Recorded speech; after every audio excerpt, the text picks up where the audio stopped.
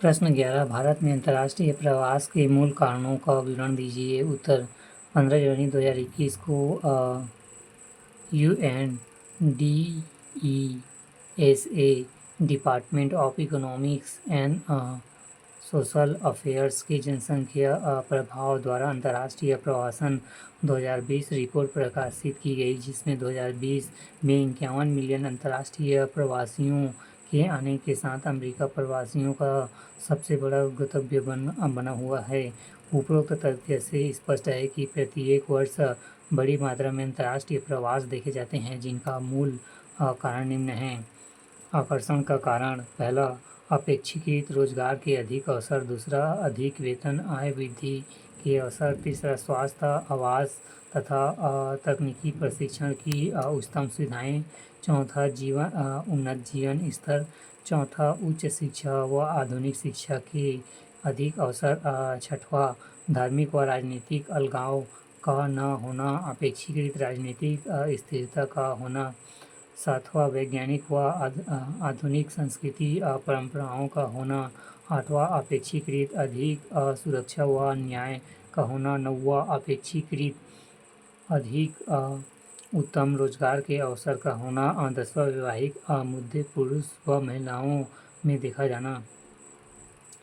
प्रत्याकर्षण कारण: पहला, खाद्य आपूर्ति में कमी के कारण। दूसरा, प्राकृतिक संसाधनों की कमी के कारण। तीसरा, अप्रत्यक्ष जनसंख्या वृद्धि। चौथा, रोजगार के उत्तम अवसरों की कमी। पाँचवा, कम वेतन व आय वृद्धि के अवसर। छठवां, स्वास्थ्य, आवास व तकनीकी प्रशिक्षण व सुविधाओं का अभाव। सातवां, निम्न जीवन स्तरीय सुविधा। आठवां, उच्च शिक्षा व आधुनिक शिक्षा के अवसरों का अभाव। नौवां, धार्मिक राजनीतिक अलगाव का प्रभाव तथा राजनीतिक अस्थिरता का होना। 10वां, परंपरागत एवं रूढ़िवादी संस्कृति परंपराओं का प्रभाव। 11वां, सुरक्षा व अन्य की कम सुविधाएं। 12वां, रोजगार दशाओं का अधिक कठोर होना।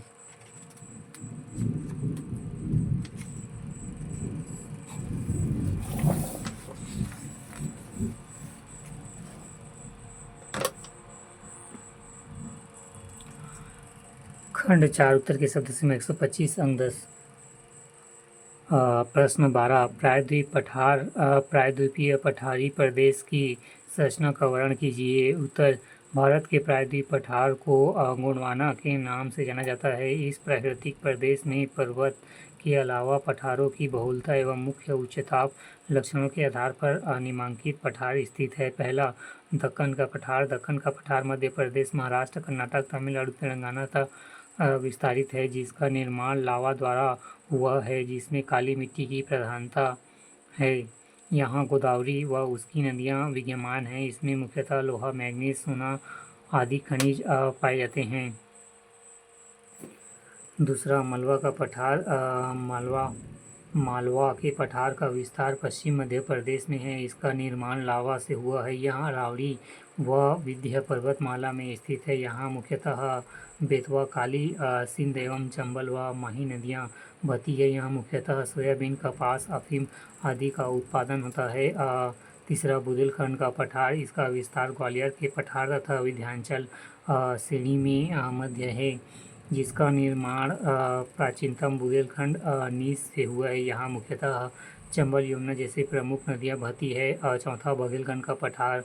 इसका विस्तार मध्य प्रदेश का पूर्वी भाग जो उत्तरी छत्तीसगढ़ के सरगुजा बेसिन तक है। यहाँ विंध्य पर्वत के कैमूर श्रेणी में स्थित है। यहाँ सोन की पहाड़ियाँ तथा रामगढ़ की पहाड़ियाँ विद्यमान है। इससे बालुआ पत्थर, चूने के पत्थर, पश्चिम भाग में ग्रेनाइट चट्टान पाई जाती है। पांचवा, छोटा नागपुर का पठार। इसका विस्तार झारखंड से बंगाल तक, जिसकी ऊंची चोटी परसनाथ है। यहाँ स्वर्णरेखा व दामोदर नदियाँ प्रमुख रूप से बहती है। इस पठार में बॉक्साइट, अभ्रक, कोयला, क्रोमाइट, टंगस्टन, चूना पत्थर आदि खनिज पाया जाता है तथा यह भारत का रूढ़ प्रदेश कहलाता है। बुंदेलखंड का पठार, मालवा का पहाड़, बघेलखंड का पठार, छोटा नागपुर का पठार, मेघालय का पठार, दंडकारण्य का पठार, तेलंगाना का पठार, दक्कन का पठार, कर्नाटक का पठार, तमिलनाडु पठार।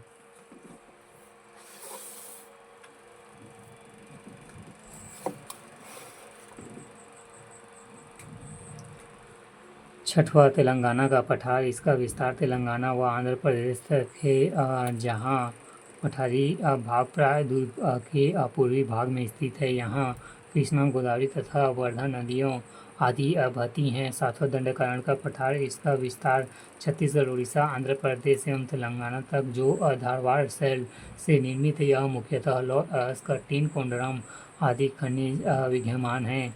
आठवां मेघालय का पठार। इसका विस्तार मेघालय में है, जो ग्रेनाइट, नीस एवं टर्शियरी शैली से बनी है। यहाँ मुख्यतः गारो, खासी, जयंतिया की पहाड़ियाँ विद्यमान हैं। भारत में सर्वाधिक वर्षा वाला क्षेत्र भी है।